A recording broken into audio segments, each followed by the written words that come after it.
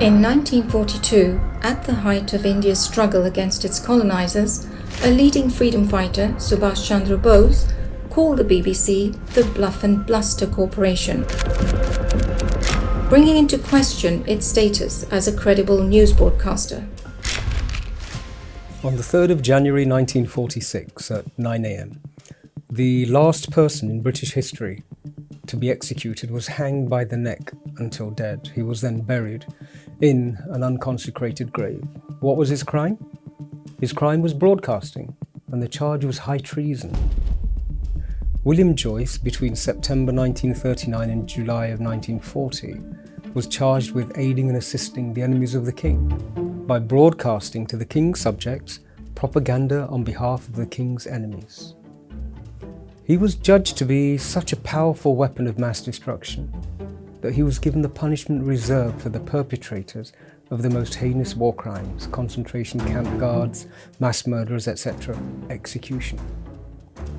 I'm afraid that I can't help but wonder, what if the BBC were to have similarly weaponized broadcasting to the level of it becoming a WMD, capable of directing the same devastation as William Joyce, but now in every language, to every home, in every country, in every corner of the world?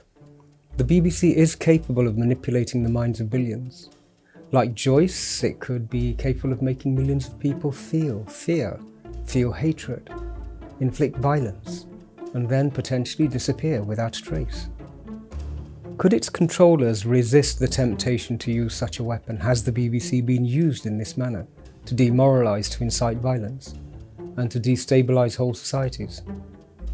If it were to be used in this manner, I shudder to imagine the scale of the harm to global peace that it could inflict. 13 judges, 133 high-ranking civil servants, including diplomats, and 156 senior retired army officers dubbed the recent BBC documentary called India, the Modi Question as delusions of British imperial resurrection. The letter says they would serve journalism better by running a series on the Bengal famine called UK, the Churchill Question.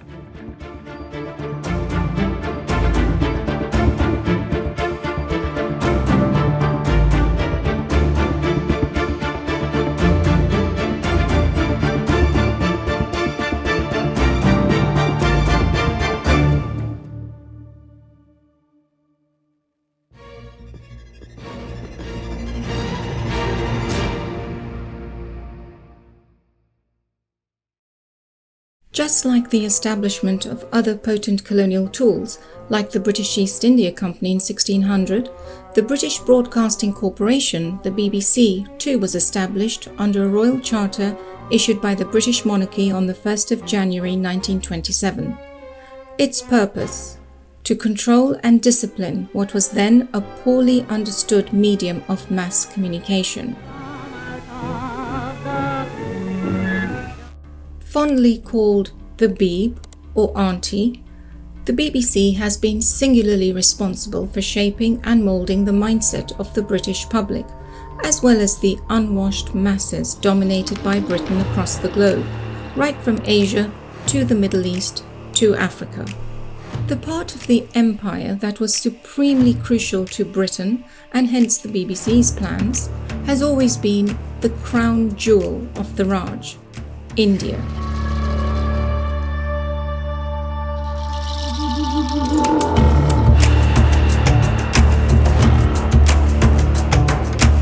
And why not?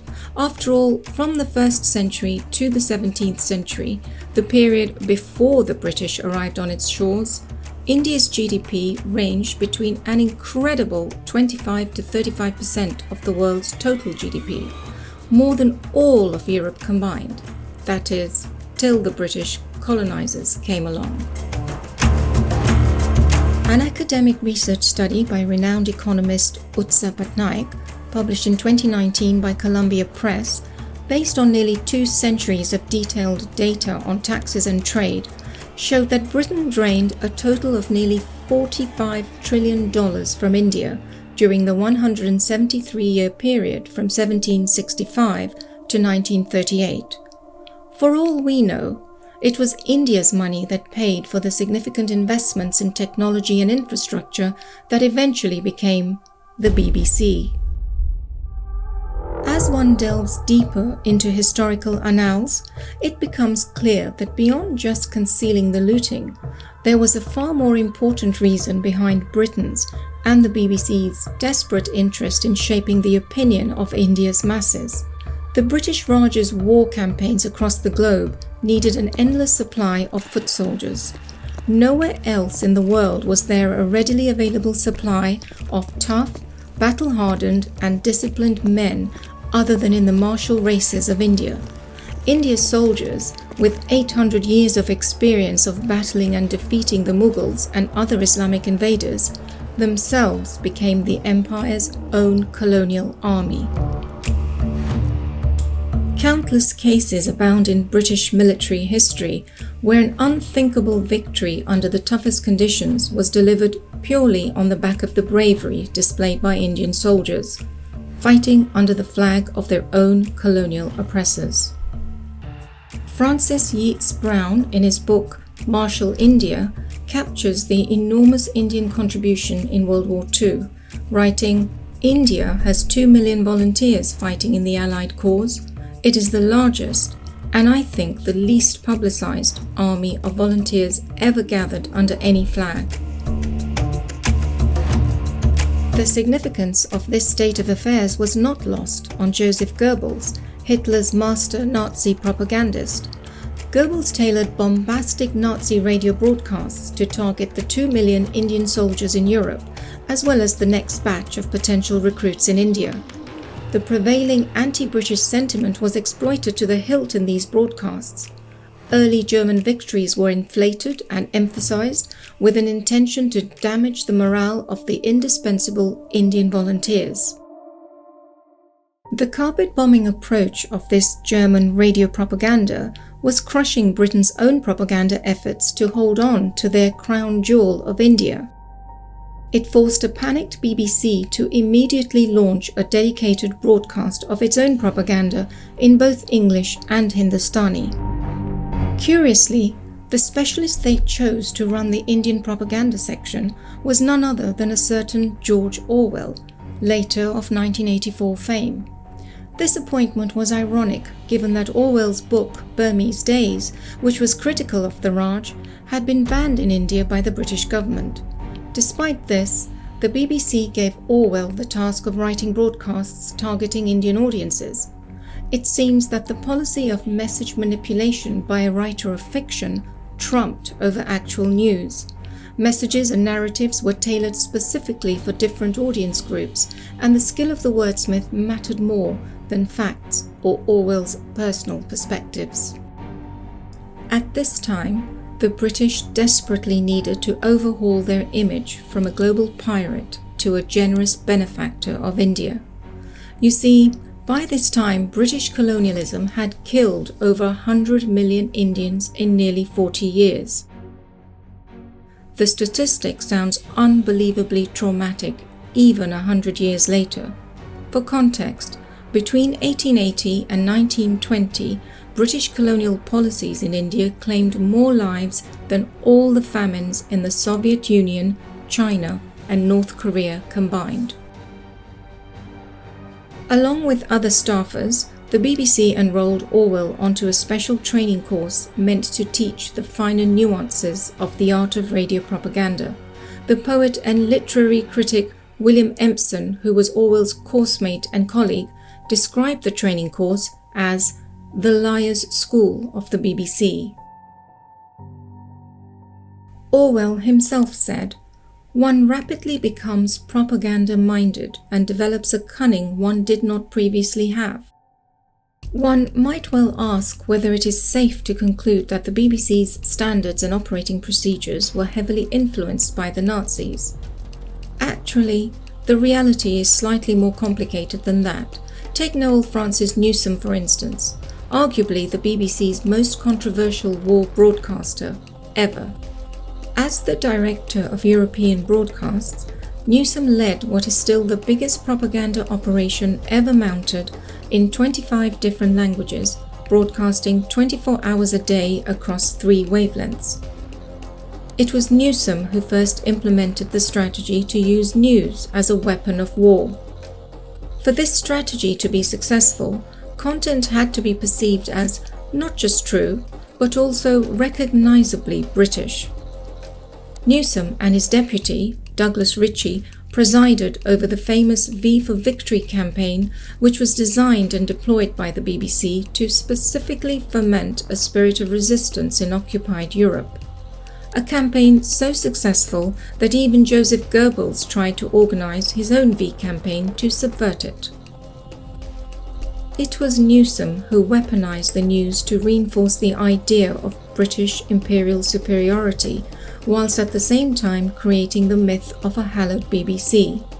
So successful was this strategy that it prompted Joseph Goebbels to warn the Nazis in 1944, "There is one way in which the British, despite the narrowness of their political thinking, are ahead of us.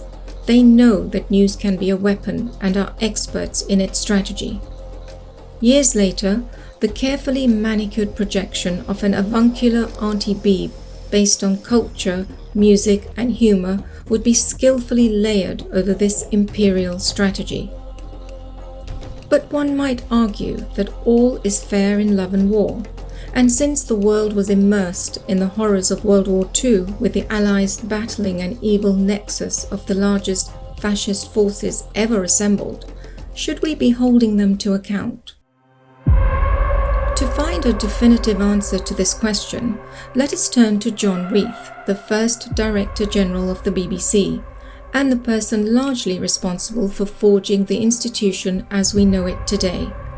His comprehensive and unambiguous diary and memoirs reveal much about the foundational principles of independence and impartiality at the BBC. A cabinet meeting, according to Reith's diary, took the view that the government should be able to say that they did not commandeer the BBC, but they know that they can trust us not to be really impartial. In other words, it was seen that there were advantages in retaining at least an appearance of an independent BBC. Just an appearance. A pretense, really. He further said, "The more experience gained, the more it will be realized that here is an instrument of almost incalculable importance in the social and political life of the community." Simply put, the corporation was always a colonizing tool for the masses at home and abroad, albeit with a catchy nickname and a benign-sounding paradigm. On 9th March 1933, Reith recorded in his diary, "I am pretty certain that the Nazis will clean things up and put Germany on the way to being a real power in Europe again. They are being ruthless and most determined." Now, this extraordinary, almost admiring excerpt from the personal diary of the founding director of the BBC suggests that he harboured pro-fascist, pro-Nazi views. A year later, in July 1934, following the Night of the Long Knives, in which the Nazis ruthlessly exterminated their internal dissidents, Reith wrote, "I really admire the way Hitler has cleaned up what looked like an incipient revolt. I really admire the drastic actions taken, which were obviously badly needed." And then 5 years later, after Czechoslovakia was invaded by the Nazis in 1939, he wrote, "Hitler continues his magnificent efficiency."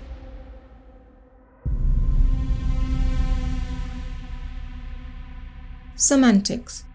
One would expect that an institution with almost a century of experience of propaganda would have mastered the use of semantics to achieve its aims. How important are semantics in today's journalism? Enough to demonize a routine judicial process? Or maybe even enough to humanize some monstrous murderous ideology? In a recent BBC Breakfast programme, UK Foreign Secretary James Cleverly confronted presenter Sally Nugent, saying, "Hamas, which is a terrorist organisation, I just want to make sure you recognise that in your reporting. These are not militants, these are terrorists." The point to consider is, why did a government minister feel the need to school the BBC on semantics? Maybe it has to do with the BBC's style guide devoted specifically to Israel and the Palestinians. This states that terrorism is a difficult and emotive subject with significant political overtones, and care is required in the use of language that carries value judgments. We should not use the term terrorist without attribution. One could legitimately wonder what further attribution of the undisputedly barbaric attacks committed by Hamas on 7th October in plain sight of the world is still needed to meet the BBC's reporting standards of the term terrorist. For everyone, except the BBC that is, hiding behind sham style guides is sheer hypocrisy, and it is puzzling why the BBC misleads so frequently. It turns out that this habit of casting a colonial overlord gaze on all matters Middle Eastern and South Asian is quite an old malaise. In 2008, the BBC was criticised for referring to the men who carried out the 26/11 Mumbai terrorist attacks, which killed nearly 200 innocent civilians, as gunmen rather than terrorists, the term that is typically used to describe similar attacks in the UK. In protest against the use of the word gunman by the BBC, the famous Indian journalist MJ Akbar refused to take part in the BBC interview after the Mumbai attacks. It turns out that the BBC's imperialist attitude towards India has not escaped the attention of other Western journalists either. Writing for the 2008 edition of the Historical Journal of Film, Radio and Television, Alastair Pinkerton analysed the coverage of India by the BBC from 1947 to 2008. His conclusions are uncompromising. Pinkerton observed a tumultuous history involving allegations of anti-India bias in the BBC's reportage, particularly during the Cold War. He concluded that the BBC's coverage of South Asian geopolitics and economics showed a pervasive and hostile anti-India bias because of its alleged imperialist and neo-colonialist stance. It seems some sort of psychosis. It seems to have some sort of madness when it comes to Indian Hindus.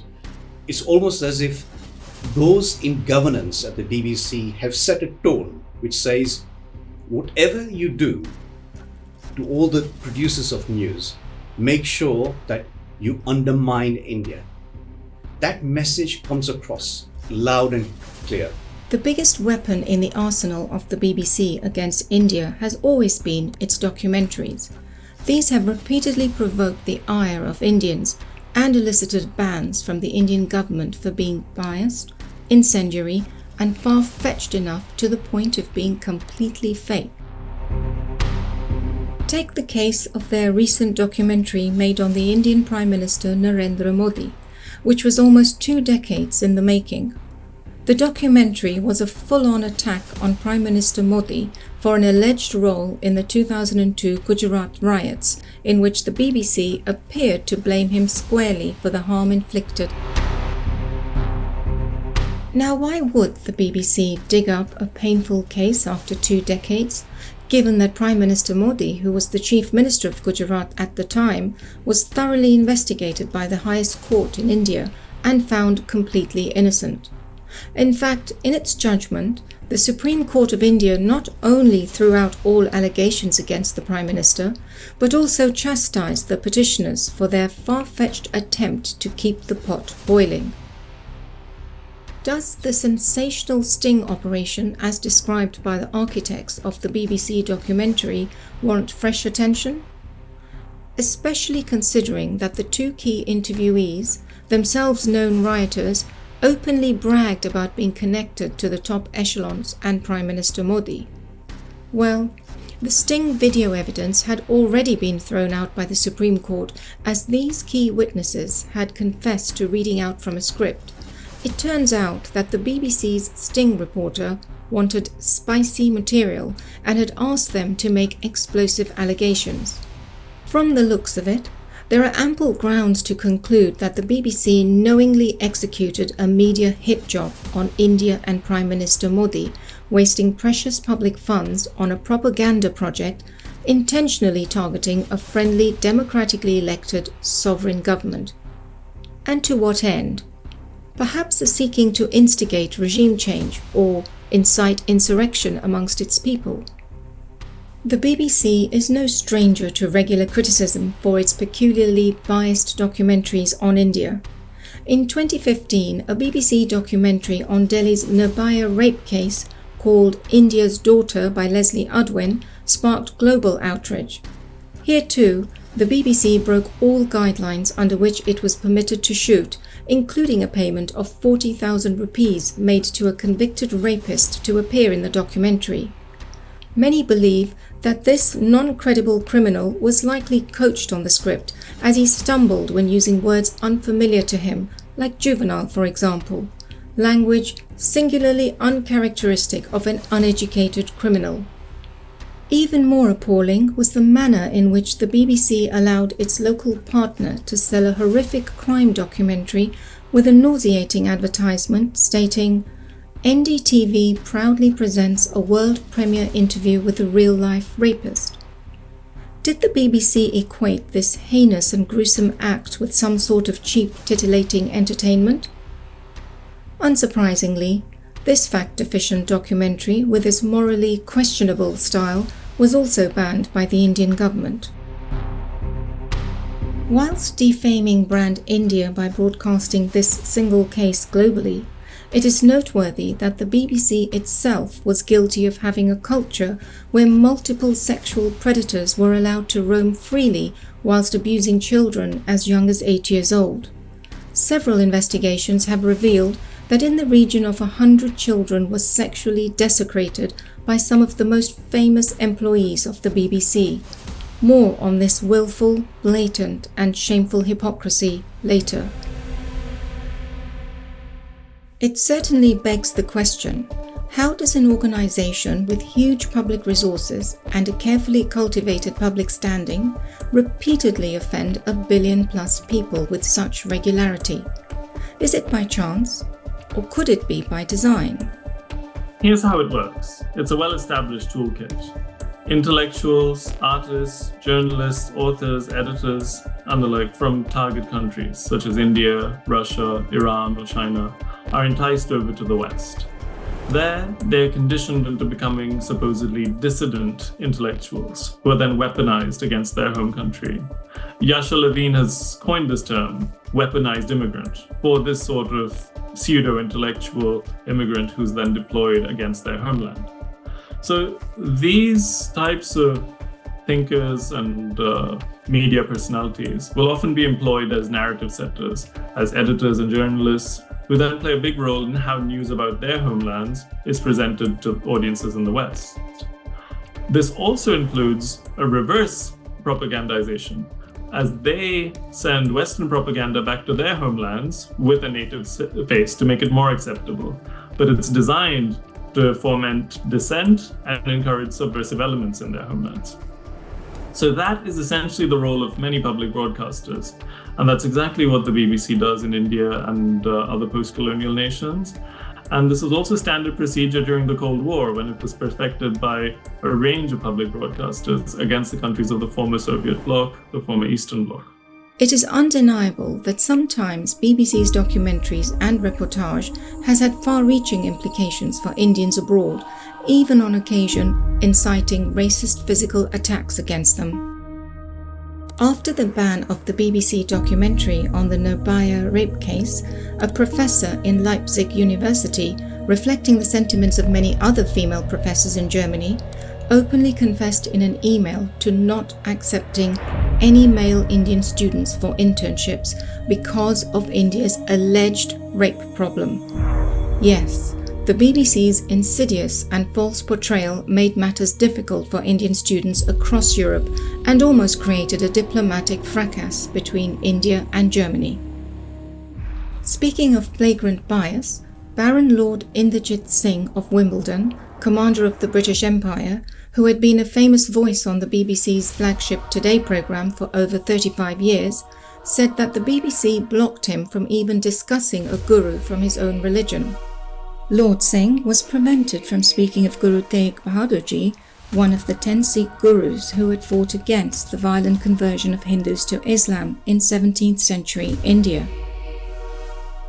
himself a celebrated interfaith activist, Lord Singh hit out at the BBC for its prejudice and intolerance. Despite the episode being based on undisputed historical fact and absent of any criticism of Islam, he was told that the broadcast may have offended Muslims. Despite the BBC loudly proclaiming that we take complaints very seriously, a similar incident of brazen deception caused Rabbi Rubinstein to resign after 30 years of service in the corporation. In this incident, the BBC had claimed without evidence that Islamophobic comments made by Jewish tourists had provoked Muslim violence. Yet, the Metropolitan Police and independent experts who analysed the audio evidence found no anti-Muslim slurs whatsoever. But even that did not deter the BBC's own Executive Complaints Unit from practically exonerating its colleagues, despite all the independent findings to the contrary. Rabbi Rubinstein wrote in an open letter, "I simply don't see how I, or in fact any Jew, who has any pride in that name, can be associated with the corporation anymore." Now, some may argue that these are cases of cautious political correctness stretched to the extreme and not really BBC mischief. Until you discover that the same BBC screened a 10-part podcast entitled "I Am Not a Monster" on the jihadi ISIS bride Shamima Begum. This documentary retraced her journey to Syria and then proceeded to follow this up with a further 90-minute program called The Shamima Begum Story. Perhaps it escaped the BBC's attention that victims of ISIS, as well as families of British servicemen, might have been hurt by the degree of biased contextualization and generous consideration given in these broadcasts to what can only be described as plainly heinous terror crimes. This raises yet another crucial and vexing question about the BBC: the consistent platforming and the kid gloves treatment accorded to Islamist extremists. Here, it is not just Shamima Begum who received red carpet treatment and global exposure.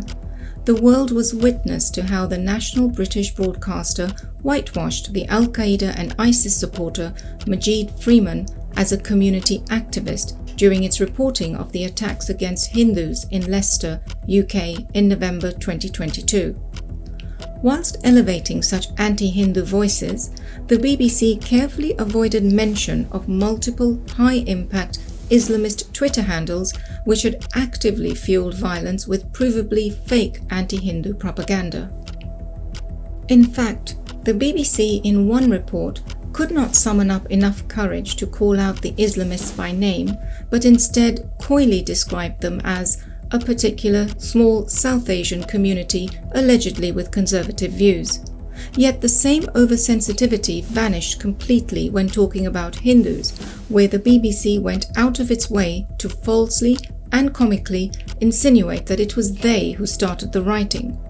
Against themselves, that is. The BBC's reporting went so far as to repeatedly use the term Hindutva as an anti-Hindu racist dog whistle, when in reality Hindutva is a term that literally means Hindu-ness. In one of its Leicester reports, the BBC talked of analysing 200,000 tweets in English that used certain hashtags about Hindus being under attack and claimed that over 50% of these tweets came from India. They then described this as a manipulation of the hashtags, insinuating that the Hindu support from India somehow worsened the violence in Leicester. Imagine the travesty. The BBC was concerned that the Hindu victims of Leicester were being supported by their own Hindu community, a majority of whom lived in their ancestral Hindu homeland of India. Meanwhile, we still await the BBC's analysis of substantial tweets which originated from Islamic states such as Iran and Pakistan, as disclosed by the independent Network Contagion Research Institute of USA. And if this isn't evidence of the BBC's stark anti-Hindu, pro-Muslim discrimination, then one can legitimately ask, what is? Especially when it comes to Indian issues or the Indian subcontinent, or when it comes to Hindu issues or Indic issues, meaning Hindus, Sikhs, Jains and Buddhists. When it comes to any of issues like that, They'll say what they want to. You question them, and they will have no verifiable evidence, no research, nothing to support their case. Because they've got nothing to support their case, they run away and they hide behind the charter. That's been a consistent pattern. I stopped paying for my TV license 2.5 years ago precisely because of this. I want the BBC to recognise the responsibility that they have to ensure that their reporting is accurate, it's non-biased, and it doesn't divide communities, which is exactly what they're doing. We need a change, and we need it now. The pro-Muslim, anti-Hindu documentary on Prime Minister Modi spectacularly drew the ire of even Muslim intellectuals.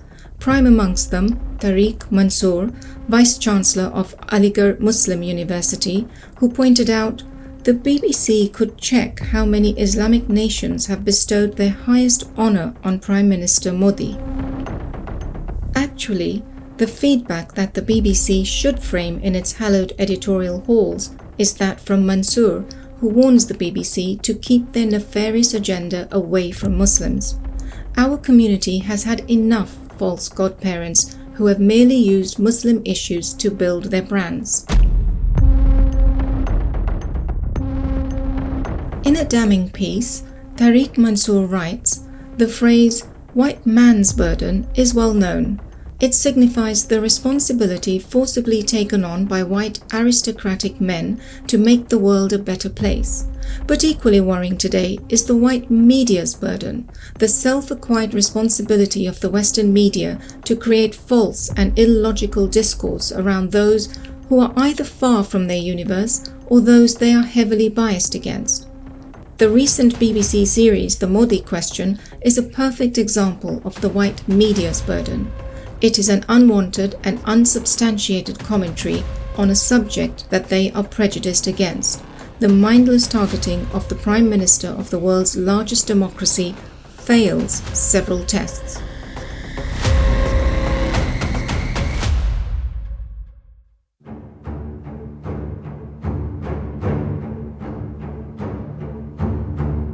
If one looks at the history of the BBC, especially in the last 35 years since the fall of the Berlin Wall in 1989, the broadcaster has been very fanatical in its support for what's called the Euro-Atlantic agenda, meaning the expansion of NATO for an increased military interventionary role or a role of Western superpowers in the affairs of other countries.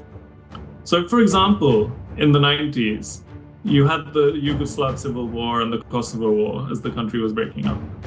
The British media, led by the BBC, was a big cheerleader for sanctions and military intervention in favor of separatist minority groups, in order to break up a non-aligned socialist federal republic into many smaller states, which could be easily cultivated after the Civil War and turned into Western vassals.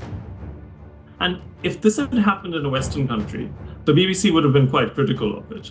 For example, Spain is a NATO member and a European Union member who has had similar struggles with what they call terrorists and separatists in the Basque Country and Catalonia, which want to break off provinces from Spain to create independent homelands for specific ethno-linguistic groups.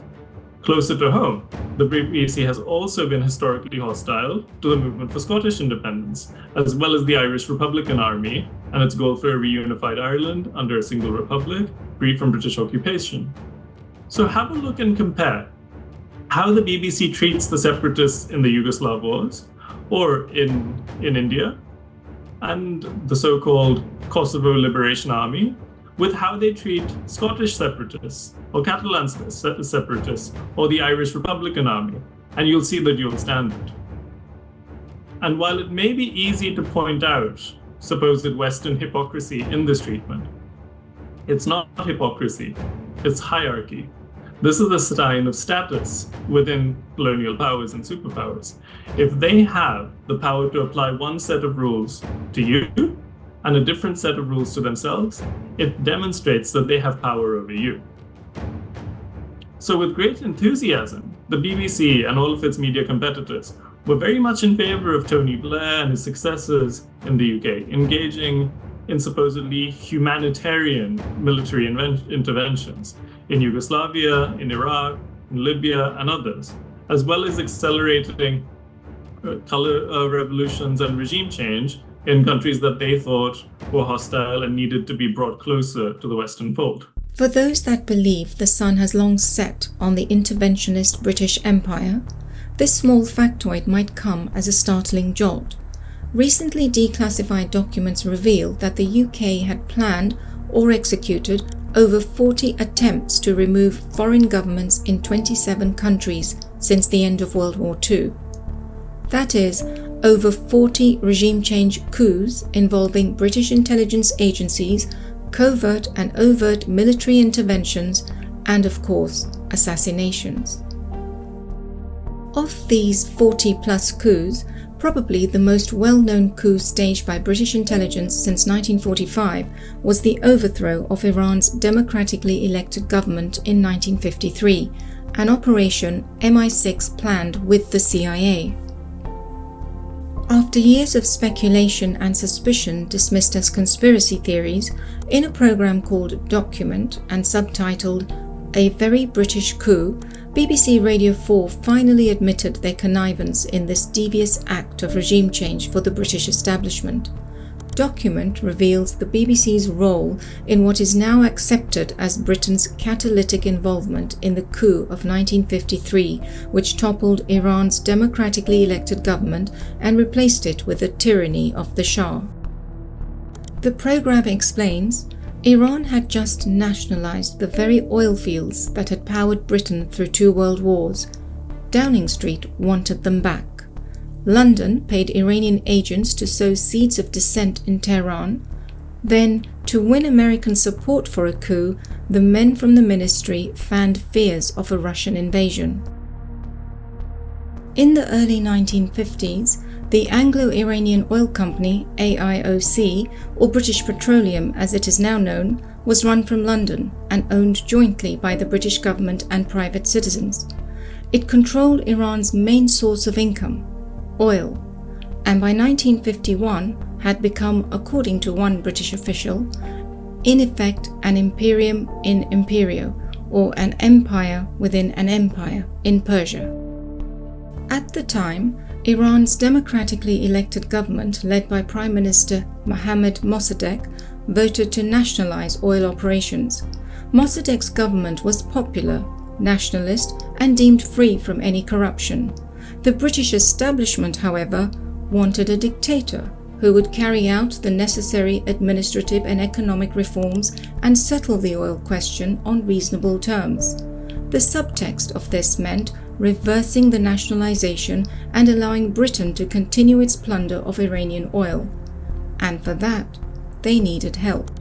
As one British official noted in August 1952, the Americans would be more likely to work with us if they saw the problem as one of containing communism rather than restoring the position of the AIOC.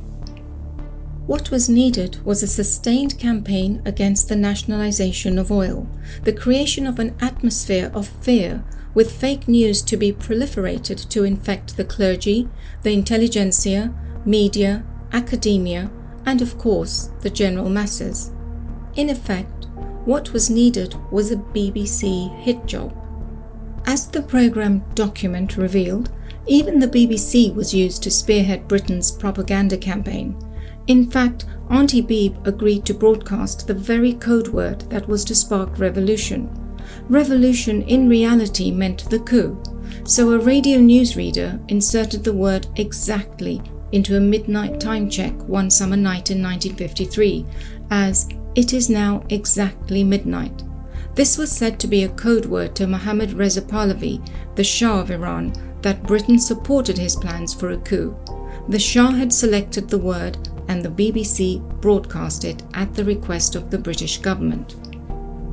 Later, in her memoirs, written in exile in 1980, the Shah's twin sister Ashraf Pahlavi, who pressed her brother to assume power in 1953, observed that many influential clergymen formed alliances with representatives of foreign powers, most often the British, and there was in fact a standing joke in Persia that if you picked up a clergyman's beard, you would see the words "Made in England" stamped on the other side. The BBC's role in Iran's and other countries' politics has been so prevalent that many scholars have written meticulously researched books on the subject. Annabel Sreberny and Masume Torfe published a detailed study in 2014 called Persian Service, the BBC and British Interests in Iran, in which they substantiate the perception that the BBC has been not just a neutral chronicler, but in fact an active agent in the politics of Iran and the region at large.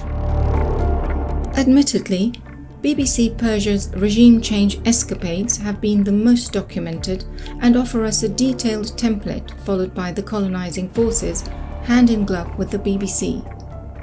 Perhaps one should examine other coups for telltale signs of the BBC's involvement and compliance.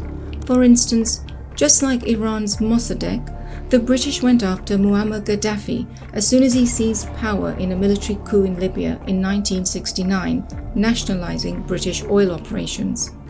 Unlike Mossadegh though, Gaddafi turned out to be tougher to crack, and it took 4 attempts to finally dislodge him. In 2011, after a major air campaign and with covert support to Islamist militants on the ground, Britain finally succeeded in overthrowing the regime, with Gaddafi being killed in October of that year. It is similarly revealing to examine the BBC's reportage against Saddam Hussein in the lead-up to the Iraq War. A study conducted by Professor Justin Lewis of Cardiff University found that the BBC was in fact the least anti-war in its news reports. Of course, the BBC had good help on hand in the form of the then UK Foreign Secretary Jack Straw, who, according to the Chilcot report, played a key role in making Iraq a target. You see, before the Weapons of Mass Destruction, or WMD's dossier was produced, the threat from Iraq was viewed as less serious than that of other key countries of concern like Iran, Libya, and North Korea. In fact, Tony Blair's government had commissioned an intelligence paper on the WMD threat from rogue states. Jack Straw's reaction, when it came across his desk, was, "Good, but should not Iraq be the first and also have more text? The paper has to show why this is an exceptional threat from Iraq. It does not quite do this yet." So Straw decided that a paper on Iraq should be issued without mentioning other countries of concern. The Chilcot report stated, Straw was advised that the evidence would not convince public opinion that there was an imminent threat from Iraq. Publication was postponed, and the operation began on a dossier which would convince public opinion that military action was necessary. That then is Jack Straw for you. Dubious, unreliable, and entirely questionable. It was this Jack Straw's made-to-believe reports that the BBC used to clothe in credibility its Iraq War drumbeat in 2002. It is the same Jack Straw, with his similarly phony innuendos, that the BBC relied upon to justify its so-called revelatory documentary on Prime Minister Modi 20 years later in 2023. Actually, in the light of its role in the previous regime change operations of Mossadegh, Gaddafi and Saddam Hussein, one could legitimately question why the BBC timed its release of a documentary on Prime Minister Modi in 2023. The ill-concealed attempts to link him to 20-year-old riots whilst completely ignoring a Supreme Court ruling that absolved him of any wrongdoing strongly indicate interference in the forthcoming 2024 Indian general elections. The BBC either failed utterly in the most basic of research or willfully ignored the decision of the highest court of a democratic and sovereign nation. One would be hard-pressed to find a more contemptuous, colonial and condescending example of narrative construction. Yet, it would be in keeping with the BBC's broadcasting approach in earlier regime change operations. We might think that the era of colonialism is over, that just because the British Empire or the British Crown no longer sends a viceroy or governor general to our countries, we're no longer under their thumb. However, their economic systems and political systems of domination have persisted in a phenomenon that's called neocolonization or neocolonialism. These new forms of colonization seek to entrench the interests of colonial powers in their former colonies, turning them into helpless dependencies, while disguising this process as altruisms to audiences both at home and abroad. And this is where the public broadcaster plays a big role in massaging people's minds and manufacturing consent for this arrangement. The developer of the term neocolonialism was the first Prime Minister and President of Ghana, Kwame Nkrumah, who said that the neocolonialism of today represents imperialism in its final and perhaps its most dangerous stage. The essence of neocolonialism is that the state which is subject to it is in theory independent and has all the outward trappings of international sovereignty. In reality, its economic system and thus its political policy is directed from outside. He says, neocolonialism is based upon the principle of breaking up large former united colonial territories into a number of small, non-viable states which are incapable of independent development and must rely on the former imperial power for defense and even internal security. Their economic and financial systems are linked, as in colonial days, with those of the former colonial ruler. So the core goal, in my opinion, of colonialism remains the same: to maintain certain countries as weak, stagnant, and dependent on the powerful hegemon, so that they continue to serve as a source of cheap labor and raw materials, as well as markets for finished goods. So, is the BBC trying to foment unrest on the streets of India using its various documentaries on riots, communal rhetoric, rapes, and other sustained anti-India messaging? Is the BBC trying to give India and Hinduism a bad name with overtly prejudiced anti-India and anti-Hindu reporting? Is the BBC purposely vilifying India's historic position in the world as the last refuge for persecuted Jews, Parsis, and Tibetans, with reportage characterizing it as an unsafe place for minorities? Why did the BBC's coverage include the false branding of Hindu victims as aggressors in the 2022 Leicester Troubles, whilst at the same time concealing the obvious attempts to ethnically cleanse the city of Hindus? The questions are many, and the answer is loud and clear. India's rise as a global power and its surpassing the UK as the fifth largest economy in the world has not gone down well with the colonialists manning the BBC airwaves. News cycles from India are frequently manipulated by the editorial teams at the BBC and portrayed as flashpoints between Prime Minister Modi and Hindus versus the Western world. A cursory look at the BBC's coverage on India's recent tensions with Canada over its support of the terrorist Khalistani movement, or the successful G20 meet in Delhi, or indeed India's successful groundbreaking moon mission are cases in point. Is it time for British Hindus to consider whether the BBC licence fee funds a regime change operation targeting the democracy of their ancestral homeland? So it's no surprise that they look for negative stories around these countries.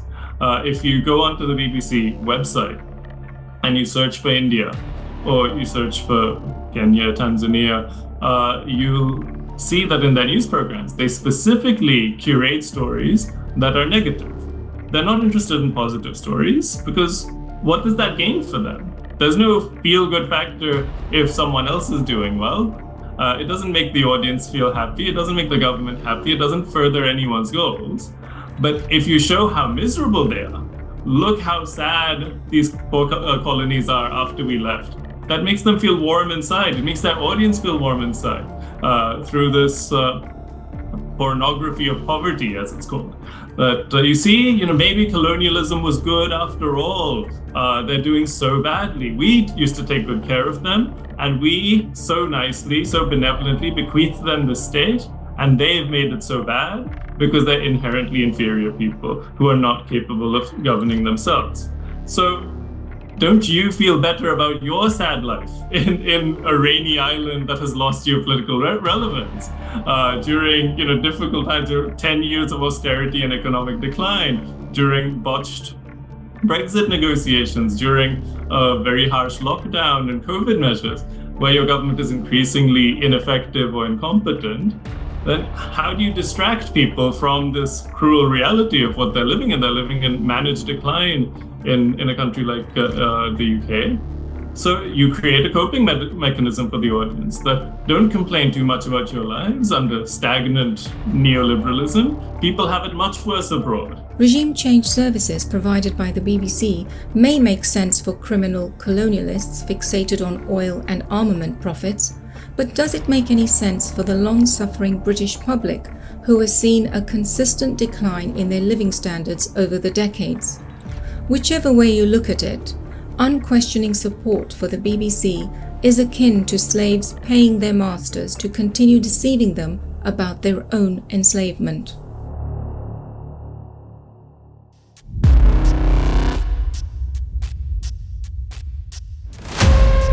The BBC has been embroiled in many sexual abuse scandals involving prominent figures associated with the organisation.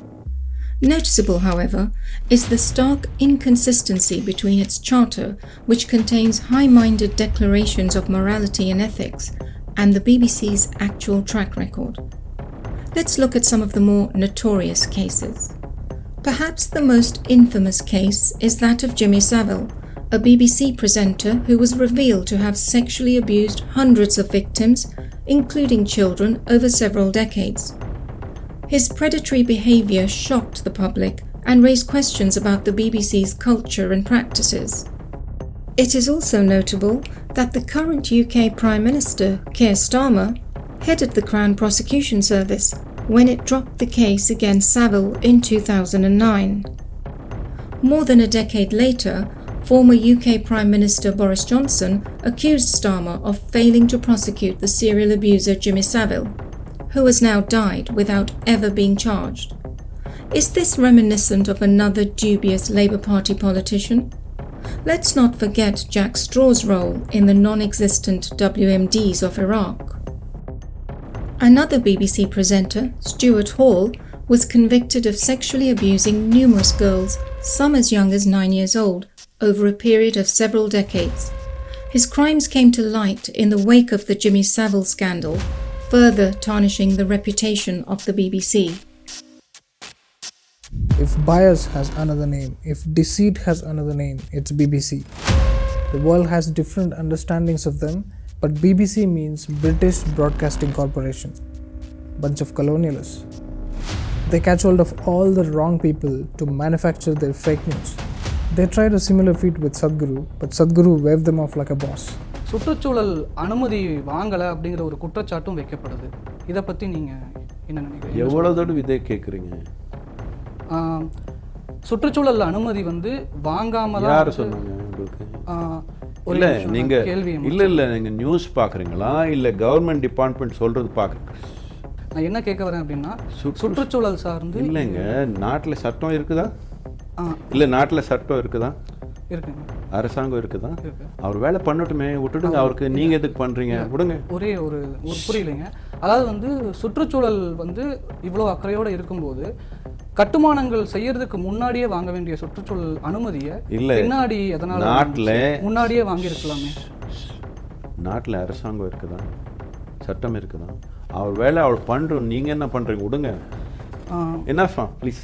இல்லை ஈஷாவோட இதுலேயே சுற்றுச்சூழல் அனுமதி வாங்காமல் violate பண்ணிட்டோம் அப்படின்னு சொல்லி அனுமதிக்காக apply பண்ணியிருக்கு. இதை பற்றி உங்களோட கருத்து என்ன?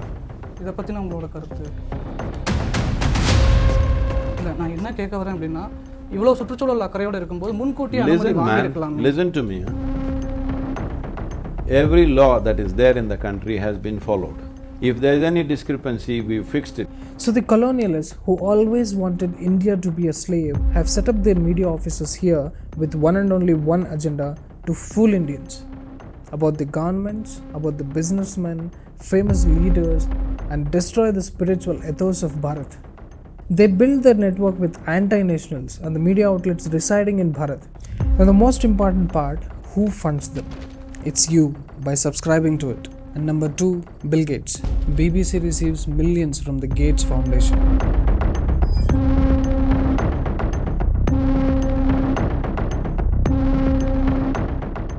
In India, there is a bunch of portals which work in tandem with BBC. They get their inspiration and support from BBC.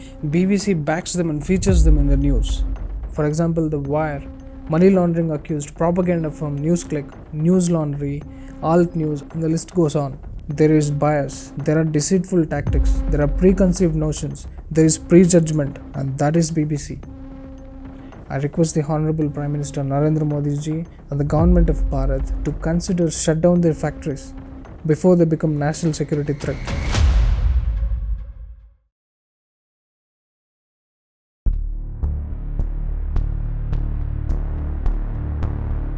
On the basis of the evidence already presented, is it time to pause and reflect on whether the BBC's tendency to broadcast blatantly hostile content on out-of-favour groups, countries and religions is either ignorance of its own charter standards or incompetence or in fact policy? Is this tendency to peddle hostile content, which has now corroded brand BBC, mere innocent error as BBC executives maintain? Or even more worrisome, are we now finally seeing the real purpose of the BBC, a covert instrument of global war masquerading as a news service? A closer look at the evidence indicates that the BBC's divisive journalism may in fact be its preferred editorial model, with propaganda, truthiness, and deceit being the crucial components in its biased broadcasting value chain. It certainly serves many interests, but evidence indicates that the least of all served are the British licence fee payers, along with citizens in former colonies. Consider these facts. A recent report by the Indian Institute for Mass Communication, entitled Analysis of Global Media Coverage of Events in India, found that Western media's reportage on India over the last few years reflected prejudice, lack of nuance, poor understanding of complexities, hit-and-run reporting, clickbait journalism, and limited fact checks. A far cry from inform, educate, and entertain. Another study by Indian media analyst Amol Parth found that between March 2019 and March 2021, the BBC grew by 173% in India, almost 5 times its average global growth rate.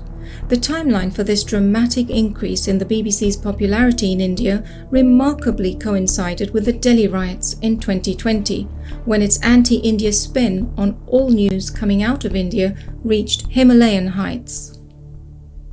A colonial agent of regime change would seek to diminish national cohesion, religious identity, and economic success in the target country. It would then be natural for BBC content to be a condescending portrayal of all things Indian, a reductionist and biased coverage tainting all aspects of Hinduism, and a tarring of the India growth story with a dark brush of agenda-based narratives. We would see generous servings of poverty porn to counter every economic achievement, a hyping up of any social taboos, and inflated coverage of debunked colonial tropes such as caste, ironically imposed upon India's society by the British colonizers themselves. Naturally, all of this would be broadcast whilst maintaining an impeccable, polite facade of impartiality and objectivity. According to Amol Parth, the words that have predominantly been used by global media houses in the context of India have been negative, divisive, designed to spark outrage, inspired with contempt, with an underlying theme to ridicule India. The report exposed how Western media has different yardsticks for the coverage of similar socio-political developments in India compared to the West. Take for instance Kashmir, an integral part of India and the ancestral home of Kashmir Shaivism, a spiritual tradition of Hindus that is over 5,000 years old. The BBC mischievously refers to this region as an Indian-administered territory. India administered Kashmir on Thursday. Contrast this with Scotland or Northern Ireland, which even have their own separatist movements, yet the BBC does not refer to them as UK-administered territories. Could this ever be called fairness in reporting? And if the BBC has chosen institutionalized hatred of certain foreign countries, peoples and cultures as their growth strategy, does it deserve to be propped up by a public license fee? Arguably, a surreptitious tax collected from an unsuspecting audience whose own interests are overlooked and often compromised. This is possibly one of the rare cases in the history of journalism where both domestic and global audiences are forced to pay for their own humiliation and dehumanization. In its recent reporting of the Israel-Hamas war on terrorism, the BBC was quick to accept and propagate fake news from the Hamas terrorists suggesting that a hit on the Al-Shifa hospital had been carried out by Israel. Factual evidence subsequently emerged showing that the missile strike was in fact most likely from the Islamic Brotherhood itself. This prompted MP Alexander Stafford to question the legitimacy of the BBC receiving public funding. He wrote in a tweet, "If the BBC can't be trusted not to peddle unverified propaganda from a terrorist organisation, perhaps it's time we had a serious look at its charter and funding model. A national broadcaster that acts in such a dangerous and flippant way should not be propped up by the UK taxpayer." In its reporting of the Rotherham grooming gang crisis, the broadcaster surpassed itself. It appeared to not only completely abandon its mission to inform, educate and entertain, but also disregard its own much publicised BBC standards. Indeed, it was the BBC which described the heinous Rotherham crimes as a child prostitution crisis, shaming the victims rather than blaming the predatory barbarians of a notorious Asian ethnicity who groomed and raped over 1,400 young white girls. It is estimated that over 1 million individual criminal acts of rape have been overlooked. It has been headline news that the BBC consistently used the more general, non-specific term Asian when referring to the overwhelmingly Pakistani Muslim criminal rape gangs. Many have asked whether there is an agenda to protect this particular identity group. In sharp contrast, the label Hindu is used liberally whenever the opportunity to target and demean Hindus arises. Here, then, is clear evidence of institutionalized pro-Muslim, anti-Hindu discrimination. Tom Mills, author of the book The BBC Myth of a Public Service, has a grim conclusion to consider. The central problem with the BBC throughout its history has been the extent to which powerful interests have been able to influence its institutional culture and its output. It appears that the BBC is not independent, and evidence increasingly reveals that this is by design.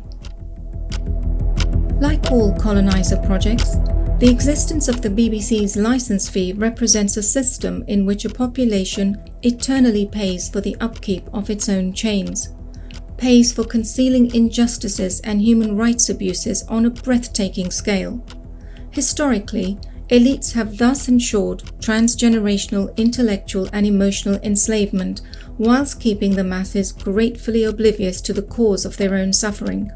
For those who still insist on a publicly funded BBC, a quote by filmmaker Radha Bharadwaj springs to mind. "When the slave will whip himself after the master has long gone, the work of colonialism is complete." George Orwell, initially employed by the BBC to mould news into narrative, witnessed the outcomes firsthand and reported on his observations, some of them contained in his essay Looking Back on the Spanish Civil War. He writes scathingly about the power of propaganda delivered as news, saying, "For the first time I saw newspaper reports which did not bear any relation to the facts, not even the relationship which is implied in an ordinary lie. I saw great battles reported where there had been no fighting, and complete silence where hundreds of men had been killed. I saw troops who had fought bravely denounced as cowards and traitors, and others who had never seen a shot fired hailed as the heroes of imaginary victories. And I saw newspapers in London retailing these lies, and eager intellectuals building emotional superstructures over events that had never happened. I saw, in fact, history being written not in terms of what happened, but of what ought to have happened according to various party lines. It is this same strategy deployed by today's BBC which has once again turned its attention to the one that is now finally getting away, the jewel in the crown, Bharat, that is India. As the world recovers from the ravages of European pirates, predators and parasites, the role of the BBC in protecting and perpetuating colonial criminal enterprises is becoming clear. BBC News has nothing positive to offer an indigenous world that is recovering, reconnecting and re-emerging. Indeed, its instinct for fomenting chaos and its colonial expertise in protecting war criminals must be exposed, negated and rendered impotent. This is essential if the cause of global peace is to be advanced. Many across the world believe that the presence of the BBC is a threat to their national peace, security and prosperity. I, like so many other Brits, stopped using the services of the BBC several years ago, and so I stopped paying this draconian compulsory tax, this licence fee. But I struggle to understand why British citizens still continue to pay this, and especially the ethnic minorities like British Hindus. They are still paying for their own mental manipulation. As for the presence of the BBC in other countries, especially the former colonies, I think it really is time to put the BBC, this agent of chaos and discord, this modern-day Iago, on trial, most especially in Bharat, that was India, the jewel in the crown. The cop in Dubai. Let me stop you right there. We know what the human rights are. You Britishers should not teach us human rights. Well, hang on a second. You said you've seen more hateful content, but you can't name a single example, not even one. முன்னாடியே வாங்கி இருக்கலாமே. இல்ல ஈஷாவோட இதுலயே your nonsense you're saying. இத பத்தி உங்களோட கருத்து